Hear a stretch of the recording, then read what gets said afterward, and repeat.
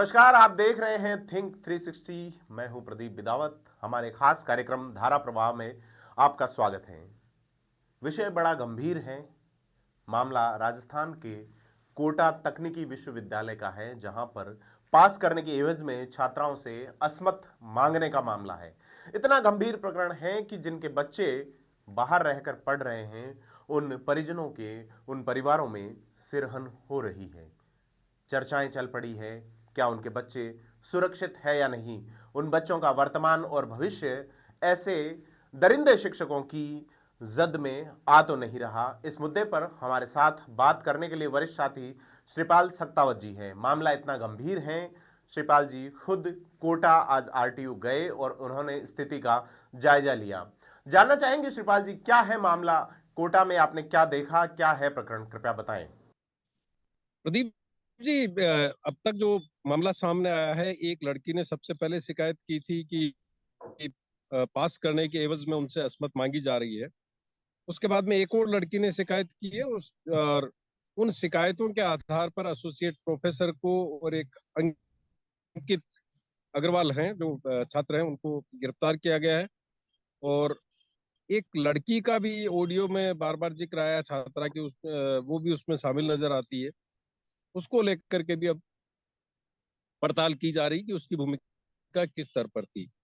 अब तक 5 ऑडियो इस तरह के आ चुके हैं जो साबित करते हैं कि किस तरह से लड़कियों को निशाना बनाया जाता था, किस तरह से उन पर दबाव बनाया जाता था और नंबर देने के एवज में उनको अपनी हवस का शिकार बनाने की कोशिश होती थी। आज पूरे दिन ये मामला गरमाया रहा। आरटीयू में अखिल भारतीय विद्यार्थी परिषद के छात्रों ने बड़ा प्रदर्शन किया। पुलिस प्रशासन को वहां पर मौके पर जाकर के स्थिति को संभालना पड़ा। और उसी वक्त फिर जो वाइस चांसलर हैं राजस्थान टेक्निकल यूनिवर्सिटी के, उन्होंने एसोसिएट प्रोफेसर को निलंबित करने का और छात्र को भी निलंबित करने का फैसला सुनाया है। जैसा कि श्रीपाल जी आपने बताया कि यह एक ऑर्गेनाइज्ड तरह का मामला लग रहा है।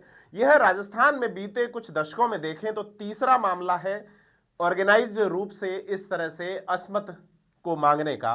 पहला मामला अजमेर ब्लैकमेल कांड के रूप में सामने आया था, जिसमें यूथ कांग्रेस और एनएसयूआई के कई नेताओं के नाम भी सामने आए थे। दूसरा मामला जोधपुर के एक शारीरिक शिक्षण कॉलेज का था। उस मामले में जोधपुर विश्वविद्यालय के जो छात्र संघ अध्यक्ष थे बाबू सिंह राठौड़, जो बाद में विधायक भी बने, बाबू सिंह राठौड़ हमारे साथ जुड़े हैं लाइन पे। हम जानना चाहेंगे बाबू सिंह जी से।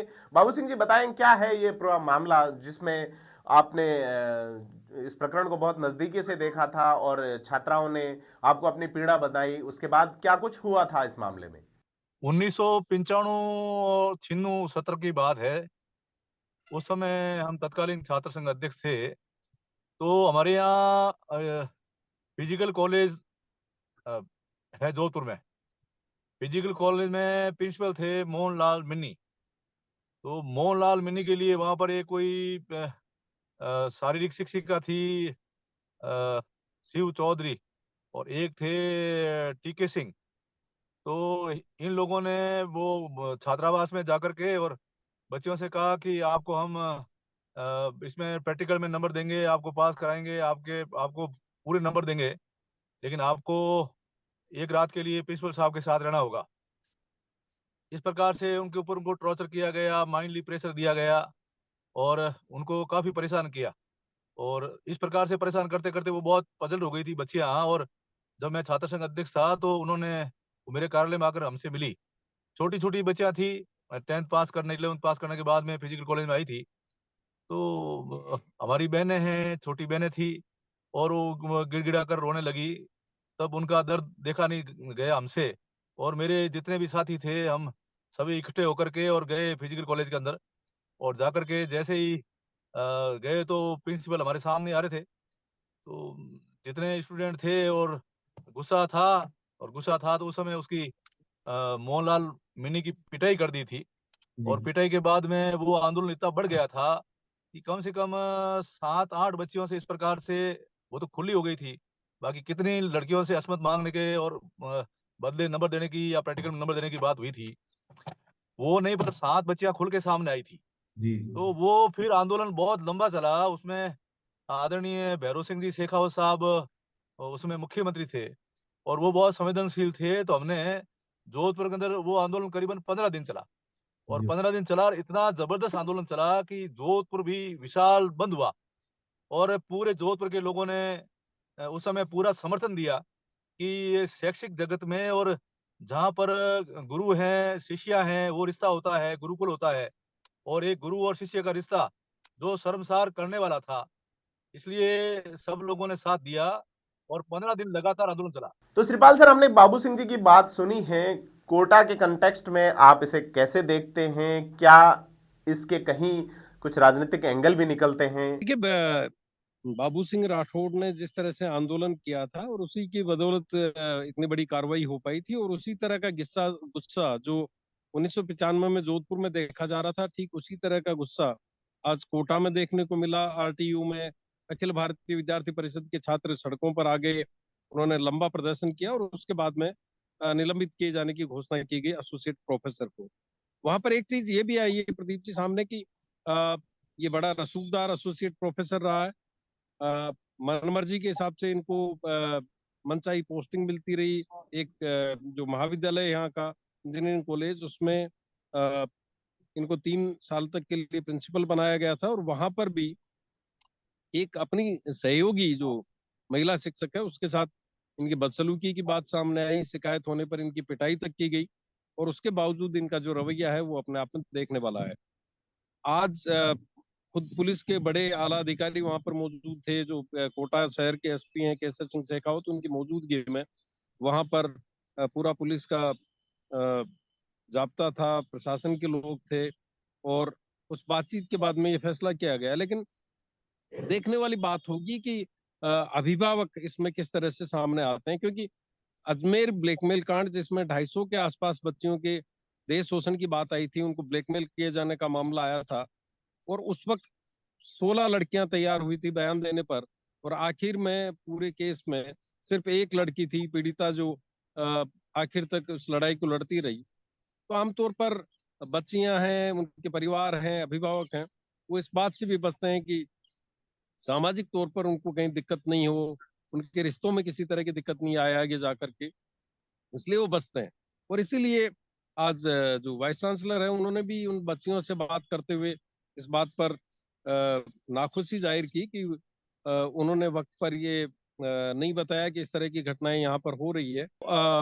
अजमेर ब्लैकमेल कांड में जिस तरह की स्थिति हुई थी, अभिभावकों ने, बच्चियों ने जिस तरह से परहेज किया जाकर के खुल करके बोलने से, उस तरह की स्थिति यहाँ भी बन रही है। काफी अभिभावक यहाँ पर पहुंच गए हैं। अपनी एक तो चिंता है उनके मन में और दूसरा ये भी है कि कहीं वो इस एसोसिएट प्रोफेसर का कहीं शिकार तो नहीं हो गई, जी क्योंकि अब इस चीज की जांच की जा रही है कि जो इलेक्ट्रॉनिक और कम्युनिकेशन डिपार्टमेंट है उसमें क्या डेलिबरेटली बच्चियों को फेल किया गया।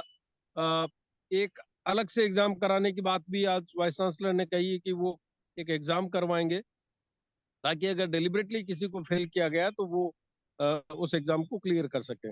और साथ ही एक 3 सदस्यों की जांच कमेटी बनाई गई है विश्वविद्यालय की तरफ से, जो बच्चियों से बात करेंगी, स्टूडेंट से बात करेंगी और पूरे मामले को, पूरे प्रकरण को जांचने की कोशिश करेगी।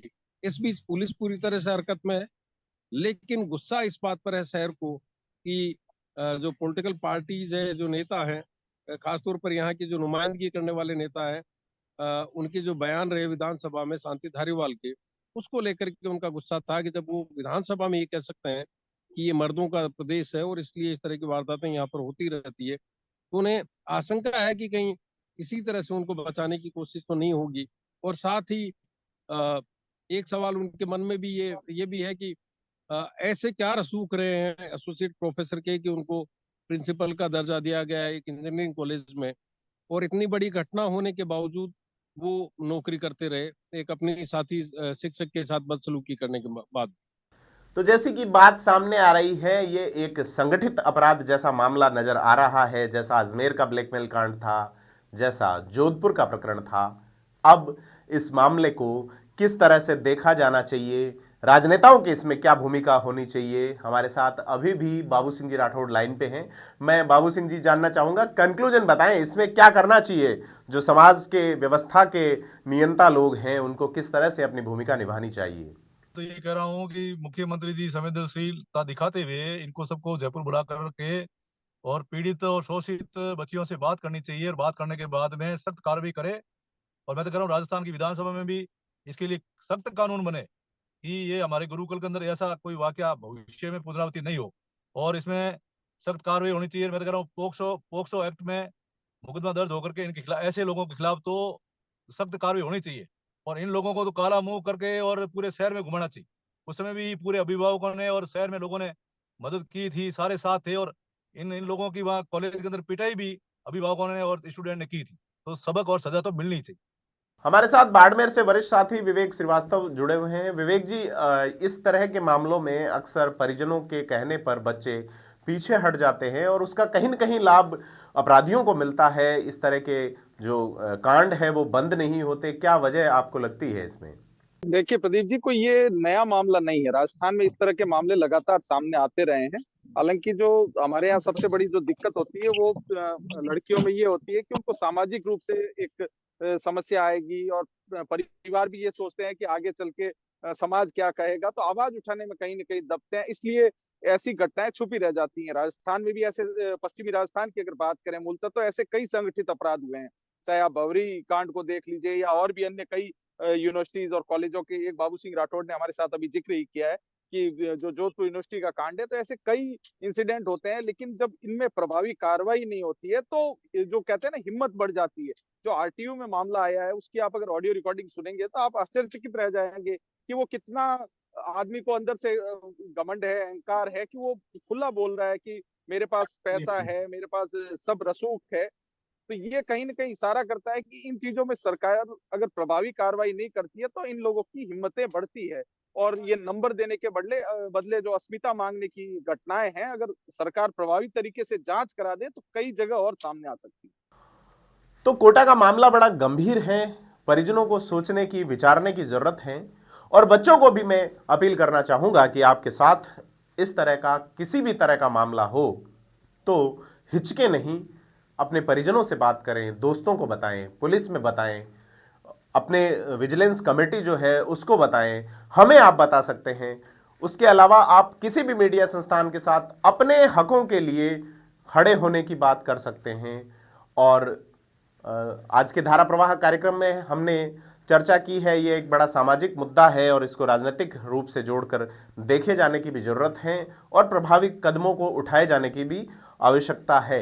एक मुद्दा, अंतिम मुद्दा जो है, चूंकि हम अक्सर इस कार्यक्रम में राजनीतिक बिंदुओं पर चर्चा करते हैं, तो एक बड़ा अपडेट यह है कि सोनिया गांधी के दामाद रॉबर्ट वाड्रा और उनकी माता की गिरफ्तारी को लेकर जोधपुर हाईकोर्ट का एक फैसला आया है। इस पर मैं सबसे पहले विवेक श्रीवास्तव जी आपकी राय जानना चाहूंगा, क्या है मामला?